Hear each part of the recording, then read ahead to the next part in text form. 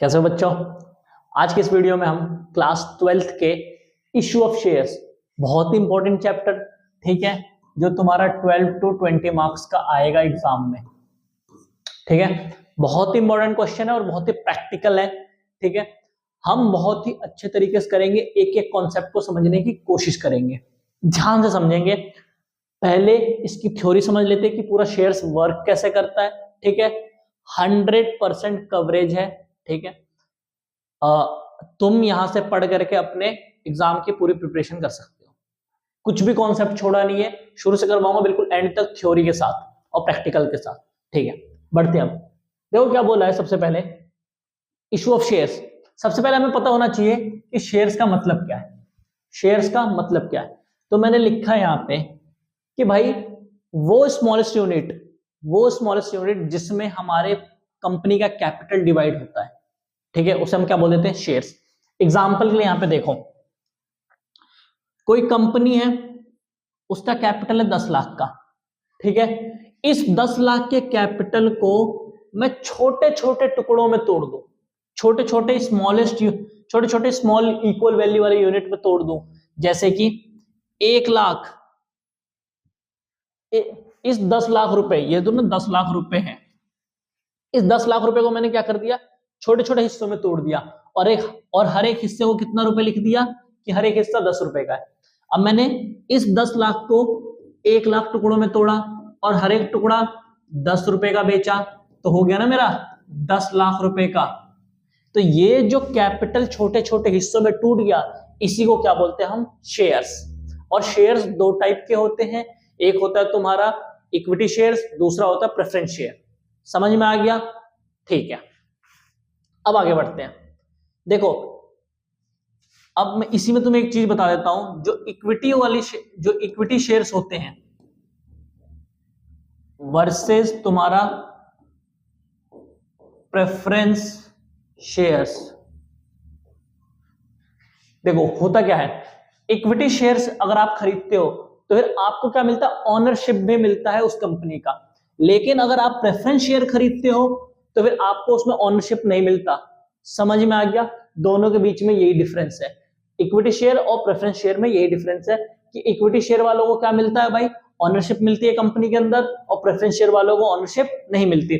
बाकी कब क्या किसको कितना पैसा मिलता है, कब कब क्या क्या स्टेजेस होते हैं, क्या क्या प्रोसेस होता है, वो सब हम बाद में पढ़ेंगे। फिलहाल ये समझ में आ गया, दो तरीके के शेयर्स होते हैं, एक होता है इक्विटी और एक होता है प्रेफरेंस। समझ में आ गया?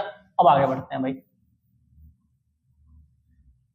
अब यहां पे देखो ध्यान से, तो क्या मैं बोल सकता हूं, ये जो कंपनी है, मान लो ये कोई पब्लिक कंपनी है। ठीक है, पब्लिक कंपनी है तो इसमें बहुत सारे नंबर ऑफ इन्वेस्टर्स होंगे, और हम इस पूरे मतलब शेयर्स को समझते वक्त ना तुम ये समझना कि इक्विटी शेयर्स की मैं बात कर रहा हूं। तो जब बहुत सारे इन्वेस्टर होंगे मतलब कि बहुत सारे लोगों ने शेयर्स में पैसा लगाया होगा। शेयर्स में पैसा लगाने का मतलब कंपनी के शेयर्स खरीदे होंगे, और कंपनी के शेयर खरीदने का मतलब ऑनरशिप आई होगी। तो क्या मैं बोल सकता हूं, जितने नंबर ऑफ इन्वेस्टर्स उतने क्या, जितने इक्विटी शेयर्स को खरीदने वाले लोग होंगे उतने ही क्या होंगे, उसके ऑनर्स होंगे। मैं बोल सकता हूं ना, 4 लोगों ने इक्विटी शेयर्स खरीदा है, तो इसका मतलब 4 लोग क्या है, कंपनी के ऑनरशिप में है। समझ में आ गया? ठीक है, देखो यहां पे मैंने वही चीज बोला है भाई, मिस्टर ए ने 1000 रुपए इन्वेस्ट किया। मान लो मिस्टर ए को इन्वेस्टर है, उसने 1000 रुपए इन्वेस्ट किया, और एक शेयर, एक यूनिट की वैल्यू 10 रुपए है, तो उसने 1000 रुपए में कितना यूनिट खरीदा होगा, 100 यूनिट खरीदा होगा।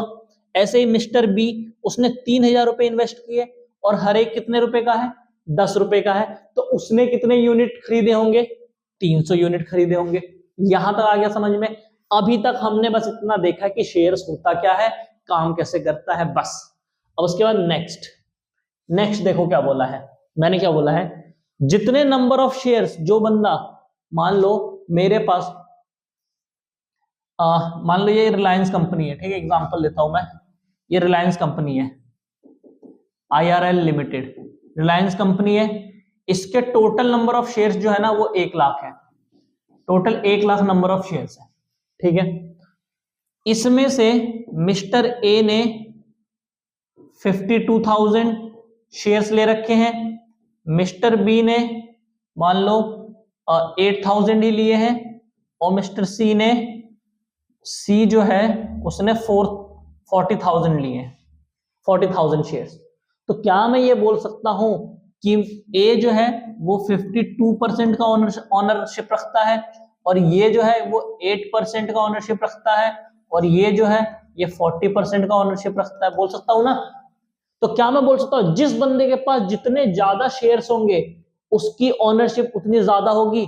वही चीज मैंने यहाँ पे लिखा है, देखो, number of shares hold by a particular investor represent extent of ownership in company. यहां तक आ गया समझ में? जिस बंदे के पास, जिस इन्वेस्टर के पास जितना ज्यादा शेयर होगा उतना ही ज्यादा उसका क्या होगा, ऑनरशिप होगा उस कंपनी के अंदर। याद रखना, इक्विटी शेयर की बात कर रहा हूं। समझ में आ गया? चलो अब इसे मिटा देता हूं।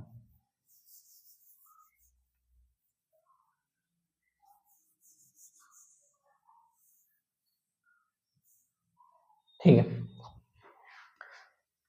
स्क्रीनशॉट ले लेना भाई, ठीक है? वीडियो को पॉज करके स्क्रीनशॉट लेते रहना साथ में। अब ध्यान से देखना, अब ये सारी चीजें पता चल कि शेयर्स क्या होता है, कैसे काम करता है, जितने नंबर ऑफ ज्यादा शेयर्स होंगे उतना ज्यादा उसका ऑनरशिप होगा। बात ये आती है कि ये शेयर्स इशू कैसे होते हैं। ध्यान से समझना भी, ये शेयर्स इशू कैसे होते हैं। देखो, शेयर्स इशू करने के लिए ना एक प्रोसेस होता है, बहुत पैसा भी लगता है। शेयर्स इशू करने से पहले बहुत सारे तामझाम करने पड़ते हैं, तो पैसा भी काफी खर्च होता है। तो सबसे पहले इसमें क्या निकाला जाता है, इशू करने का जो प्रोसेस है, सबसे पहले क्या निकाला जाता है, प्रोस्पेक्टस। ठीक है, क्या निकाला जाता है, प्रोस्पेक्टस। इशू करने का प्रोसेस क्या है, जो कंपनी होती है वो सबसे पहले क्या इशू करती है, प्रोस्पेक्टस इशू करती है, प्रोस्पेक्टस जारी करती है। अब ये प्रोस्पेक्टस होता क्या है, प्रोस्पेक्टस कुछ नहीं होता, बस एक रिटन डॉक्यूमेंट होता है। एक डॉक्यूमेंट होता है प्रोस्पेक्टस, कई सारे 150, 200, 250, 300 पेज का होता है प्रोस्पेक्टस। ठीक है, कई पेजेस होते हैं उसमें, और उसके अंदर कंपनी के बारे में लिखा होता है, बस। तो इतना पता चल गया कि प्रोस्पेक्टस क्या होता है, एक डॉक्यूमेंट होता है जिसके अंदर डिटेल्स होती हैं। अब देखो, मैंने इतने डिटेल में लिखा कि ये जो डिटेल्स होती है वो किस किस चीज, मतलब डिटेल्स जो है वो किस किस बारे में है। तो उसके अंदर, इस डिटेल के अंदर तुम्हारा पास्ट रिकॉर्ड्स, यानी ये जो प्रोस्पेक्टस होता है, जो 150-200 पेज की कॉपी होती है, डॉक्यूमेंट होता है, उसके अंदर कंपनी के पास्ट रिकॉर्ड्स होते हैं। क्योंकि ये किसके पास जाता है, ये प्रोस्पेक्टस जाता है लोगों के पास, पब्लिक के पास। पब्लिक क्या करती है, प्रोस्पेक्टस को पढ़ती है। अब प्रोस्पेक्टस के अंदर ये सारी इंफॉर्मेशन देनी पड़ती है किसी भी कंपनी को, ठीक है, ताकि वो कंपनी में पैसा लगाने से पहले कंपनी के बारे में जान सके। तो प्रोस्पेक्टस के अंदर ये डिटेल्स होती है। सबसे पहला पास्ट रिकॉर्ड्स होते हैं, दूसरा डायरेक्टर्स कौन कौन है और उन डायरेक्टर के पास्ट रिकॉर्ड्स होते हैं। उसके बाद मेजर इन्वेस्टर कौन है, मेजर इन्वेस्टर उस कंपनी के अंदर कौन है, जिसे मार्जिनल इन्वेस्टर्स भी बोलते हैं। ठीक है, कंपनी फंड क्यों रेज कर रही है, कंपनी ये जो शेयर्स इशू कर रही है, वो पैसा जो वो कंपनी ले रही है शेयर इशू करके, उसके पीछे का रीजन क्या है, क्यों ले रही है पैसा। उसके बाद एक्सपेक्टेड रेट ऑफ रिटर्न, वो पैसा कहां पे इन्वेस्ट होगा और उससे एक्सपेक्टेड रेट ऑफ रिटर्न कितना है, ये भी कंपनी को बताना होता है। किसके अंदर, प्रोस्पेक्टस के अंदर। ठीक है, अब सवाल ये आता है कि मान लो कि मैंने एज अ पब्लिक इस कंपनी के प्रोस्पेक्टस को पढ़ा, मुझे ये कंपनी अच्छी लगी, अब मैं क्या करता हूं, इसके शेयर्स खरीदना चाहता हूं, मैं इसके शेयर्स खरीदना चाहता हूं। अब ये बताओ कि इसका प्रोसेस क्या हुआ। मैंने किताब तो पढ़ लिया पूरा, ठीक है, पूरा प्रोस्पेक्टस पढ़ लिया, बट अब मैं कन्विंस हो गया हूं खरीदने के लिए, अब मैं खरीदूं कैसे। तो ये कंपनी क्या करती है, ये जो प्रोस्पेक्टस होता है, ये जो डॉक्यूमेंट होता है, इसके लास्ट में, बिल्कुल एंड में, सबसे पीछे एक पेज, एक एप्लीकेशन फॉर्म क्या करती है, अटैच करके रखती है। ठीक है, एक एप्लीकेशन फॉर्म अटैच कर देती है, वो जो डॉक्यूमेंट है उसके पीछे लास्ट पेज में एक एप्लीकेशन फॉर्म अटैच होता है, ताकि ये जो भी बंदा पढ़ के सेटिस्फाई हो गया है, अगर उसका मन है तो क्या करेगा, एप्लीकेशन फॉर्म को फिल करेगा और उसके साथ एप्लीकेशन मनी भिजवा देगा। अब एप्लीकेशन मनी क्या होता है ये भी बताता हूं, फिलहाल इतना समझ लो कि एप्लीकेशन फॉर्म होता है।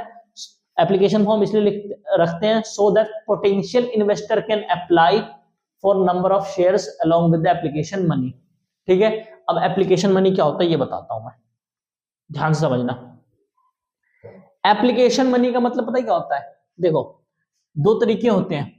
कोई भी शेयर होता है, शेयर की मान लो फेस वैल्यू 10 रुपए है, किसी भी शेयर की फेस वैल्यू 10 रुपए है, तो कंपनी के पास ना दो ऑप्शन होता है। पहला ऑप्शन कि कंपनी लमसम में मंगवा ले पैसा, ठीक है। कंपनी लमसम मतलब एक ही बार में पूरा पैसा मंगवा ले, यानी बोले कंपनी कि भाई 10 रुपए ही दे दो एक ही बार में, एक ही बार में पूरा पैसा लाओ, पूरा पैसा लाओ, पूरा पैसा लाओ एक ही बार में, समझ में आ गया। तो एक तो ये चीज होता है कि पूरा पैसा लेकर के आओ। दूसरी चीज क्या होती है, दूसरी चीज क्या होती है भाई, दूसरी चीज तुम्हारी होती है इंस्टॉलमेंट में, इंस्टॉलमेंट में। अब ध्यान से समझना, अगर कंपनी एक ही बार में पैसा मंगवा रही है तो हम क्या बोलते हैं, लमसम में पैसा मंगवा रही है। अगर कंपनी इंस्टॉलमेंट में, इंस्टॉलमेंट मतलब टुकड़ों में पैसा मंगवा रही है, एक बार में 10 रुपए नहीं मंगवाया, मान लो पहली बार में सिर्फ 2 रुपए मंगवाया, दूसरी बार में 3 रुपए मंगवाया, तीसरी बार में भी 3 रुपए मंगवाया, और दूसरी लास्ट चौथी बार में 2 रुपए मंगवाया। यहां तक आ गया समझ में, ठीक है। तो ये जो इंस्टॉलमेंट होता है, ठीक है, इंस्टॉलमेंट के ना कुछ नाम होते हैं। पहला इंस्टॉलमेंट का नाम होता है एप्लीकेशन, दूसरे का नाम होता है अलॉटमेंट, तीसरे का नाम होता है फर्स्ट कॉल, और चौथे का नाम होता है सेकंड कॉल। समझ में आया, ऐसे करके नाम होते हैं। तो एप्लीकेशन क्या मैं बोल सकता हूं, ये जो फेस वैल्यू है उसमें से एक छोटा सा हिस्सा क्या होता है, एप्लीकेशन का अमाउंट होता है, बोल सकता हूं। तो वही चीज लिखा है मैंने, एप्लीकेशन मनी क्या होता है, part of face value which the potential investor deposit with application and it is based on number of shares applied.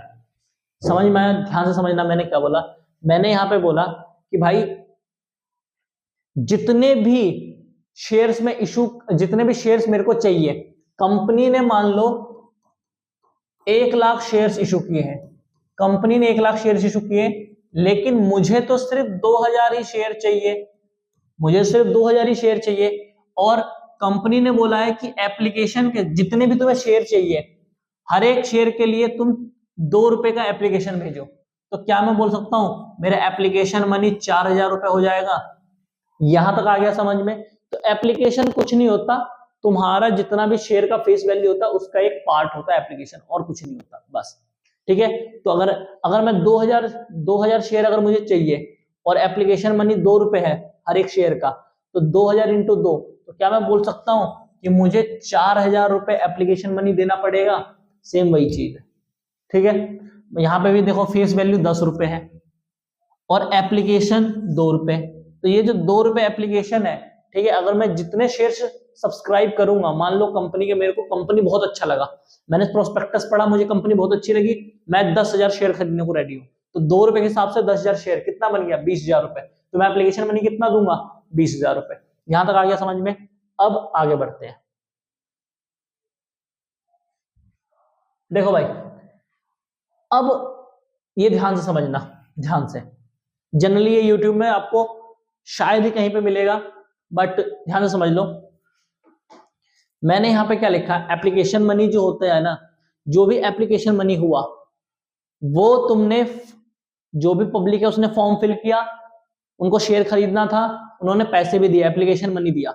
अब वो एप्लीकेशन मनी कहां पे जाता है, क्या वो कंपनी अकाउंट में जाता है, नहीं जाता। याद रखना, जो एप्लीकेशन मनी होता है ना, वो डायरेक्ट कंपनी अकाउंट में नहीं जाता। इसका मतलब तुम जो एप्लीकेशन का पैसा सेंड करते हो किसको, कंपनी को, स्टार्टिंग में प्रोस्पेक्टस पढ़ने के बाद जब तुम कंपनी को पैसा सेंड करते हो तो वो तुम्हारी कंपनी अकाउंट में नहीं जाता है। वो देखो कहां जाता है, कंपनी क्या करती है, एक सेपरेट बैंक अकाउंट खोल के रखती है और उसके अंदर ये सारा पैसा जाता है, ठीक है। और इसका पता है क्या नाम है, इस अकाउंट का नाम है एस्क्रो अकाउंट। क्या नाम है, एस्क्रो अकाउंट। दोबारा रिपीट करता हूं, जो भी मान लो पब्लिक ने 10,000 रुपए एप्लीकेशन फीस भेजी, किसके पास, कंपनी के पास। कंपनी, वो जो 10,000 रुपए है जनता का, वो डायरेक्ट कंपनी के बैंक अकाउंट में नहीं जाता, वो एक अलग से बैंक अकाउंट होता है, उसके अंदर जाता है, ठीक है। और उसको हम क्या बोलते हैं, एस्क्रो अकाउंट बोलते हैं। अब ऐसा क्यों हुआ ये भी बताता हूं भाई मैं, ठीक है, यहीं पे बताता हूं मैं। अब ध्यान से देखो, ऐसा इसलिए हुआ, ऐसा इसलिए करते हैं क्योंकि कंपनी एक्ट 2013, कंपनीज एक्ट 2013 क्या बोलता है कि एक बार तुम्हारे पास, अगर एक बार तुम्हारे कंपनी अकाउंट में पैसा आ गया तो तुम उसको क्या करोगे, रिफंड नहीं करोगे। कंपनी अकाउंट क्या बोलता है कि अगर कंपनी के अकाउंट में अगर शेयर का पैसा आ गया तो तुम उसे रिफंड नहीं करोगे, भले ही जब्त कर लोगे, फोरफिट कर लोगे, लेकिन वापस उसको रिफंड नहीं करोगे। ठीक है। और दूसरा क्या बोलता है, और दूसरा रूल क्या है, ये तो पहला रूल है कि भाई रिफंड नहीं करना। दूसरा रूल क्या बोला है, तुम जितना भी शेयर इशू कर रहे हो, उसका 90% कम से कम क्या हो जाना चाहिए, सब्सक्राइब हो जाना चाहिए। ये कौन बोलता है भाई, सेबी। ये सेबी बोलता है कि 90% सब्सक्राइब हो जाना चाहिए।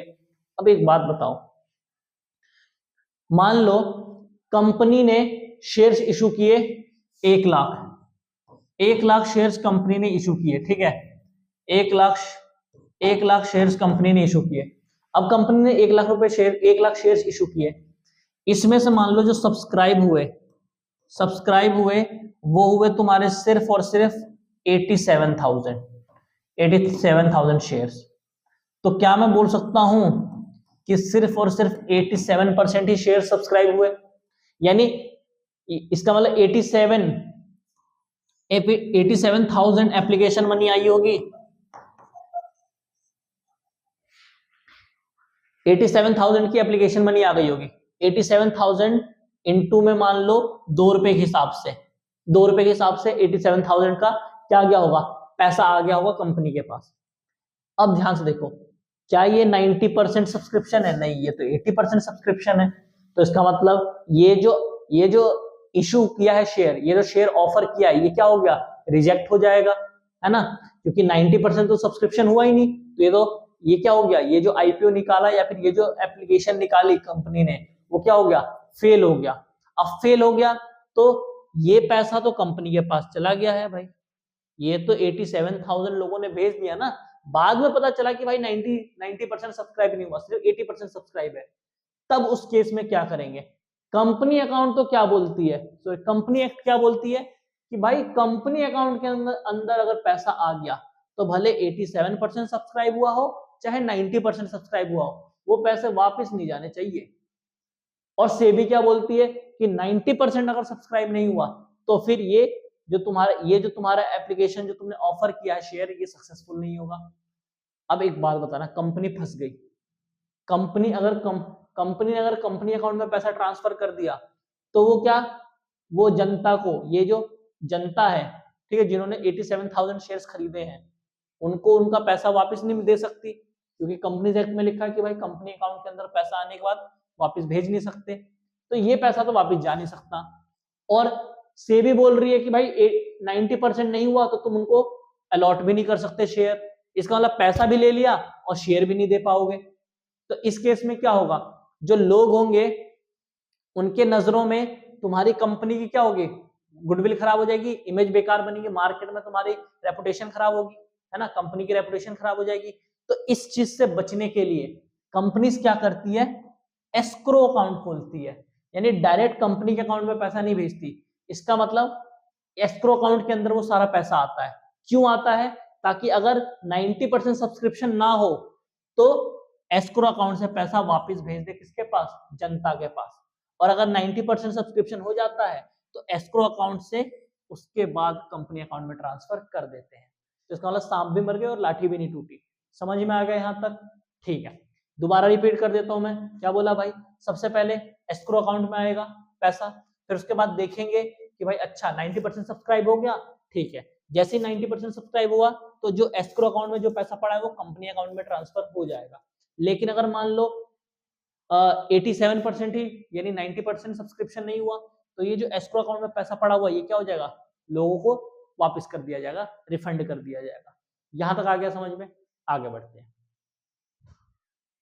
अब देखो भाई, ये देखो एबीसी लिमिटेड है, उसने क्या ऑफर किया है, 1 लाख शेयर इशू किए हैं, 1 लाख शेयर्स को ऑफर किया है। केस 1, 1 लाख सब्सक्रिप्शन आ गई, 1 लाख शेयर ही इशू किया था और 1 लाख शेयर ही क्या हो गए, सब्सक्राइब हो गए। 1 लाख शेयर इशू हुआ और 1 लाख शेयर ही सब्सक्राइब हो गए। तो इसको मैं क्या बोलूंगा, इसको क्या मैं बोल सकता हूँ, फुल्ली सब्सक्राइब, इसको मैं बोल सकता हूँ फुल्ली सब्सक्राइब, है ना। उसके बाद केस 2 देखो, केस 2 में क्या बोला है, एप्लीकेशन एक एप्लीकेशन कितना ऑफर हुआ था 1 लाख, लेकिन एप्लीकेशन कितनी की आ गई 1,20,000। क्या मैं इसको बोल सकता हूं ओवर सब्सक्राइब? क्या मैं इसको बोल सकता हूं ओवर सब्सक्राइब? यहां तक आ गया समझ में? अब उसके बाद केस 3 में क्या बोला है 92,000। तो क्या मैं इसको बोल सकता हूं कि ये तेरा अंडर सब्सक्राइब है? अंडर सब्सक्राइब है। केस 3 में, केस 4 में क्या मैं बोल सकता हूं ये भी अंडर सब्सक्राइब है। अब ध्यान से समझना, इनमें से कौन से केस में शेयर्स इशू हो सकते हैं? यहां पे देखो पूरा 100%। केस 1 में पूरा 100% सब्सक्रिप्शन आ चुकी है, ठीक है। केस 1 में पूरा 100% सब्सक्रिप्शन है, तो इसका मतलब शेयर्स इशू हो सकते हैं क्योंकि मिनिमम 90% चाहिए। यहां पे देखो 120% शेयर्स सब्सक्राइब हुए हैं, है ना, 120% एप्लीकेशन आई है, तो ये भी 90% से ज्यादा ही है, और 90% मिनिमम कितना होना चाहिए 90%, और ये है, तो इस केस में भी क्या हो जाएगा शेयर इशू हो जाएंगे। केस 3 1 लाख शेयर इशू किया था जिसमें से 92,000 की एप्लीकेशन आई है, तो यहाँ पे मैं बोल सकता हूँ 92%, ये भी 90% या उससे ज्यादा है, तो यहाँ पे शेयर क्या हो जाएंगे अलॉट हो जाएंगे, ठीक है, वो सक्सेसफुल हो जाएगा। लेकिन केस 4 में ये सिर्फ 87% है, यानी 90% से कम है, तो ये क्या होगा, ये जो ऑफर है वो फेल हो जाएगा, और फिर कंपनी को सारा पैसा वापस करना पड़ेगा, एस्क्रो अकाउंट से वापस भेजना पड़ेगा। यहां तक आ गया समझ में? अब देखो ये कुछ चीजें मैंने लिखी है। If number of application received by the company are less than the shares offered for subscription, ठीक है। देखो कंपनी क्या करती है, कंपनी चेक करती है कि भाई जितने तुमने शेयर्स इशू किए अगर उससे कम एप्लीकेशन आई है, तो कंपनी क्या चेक करेगी कि जो मिनिमम क्राइटेरिया है 90% वाला वो फुलफिल हुआ है या नहीं।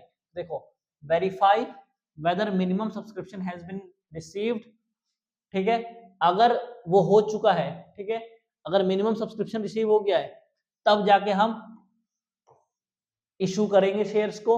अगर मान लो नहीं हुआ है, मिनिमम सब्सक्रिप्शन रिसीव नहीं हुआ, यानी 90% एप्लीकेशन नहीं आई, तो फिर क्या करेंगे, सारा पैसा हम क्या कर देंगे, रिफंड कर देंगे।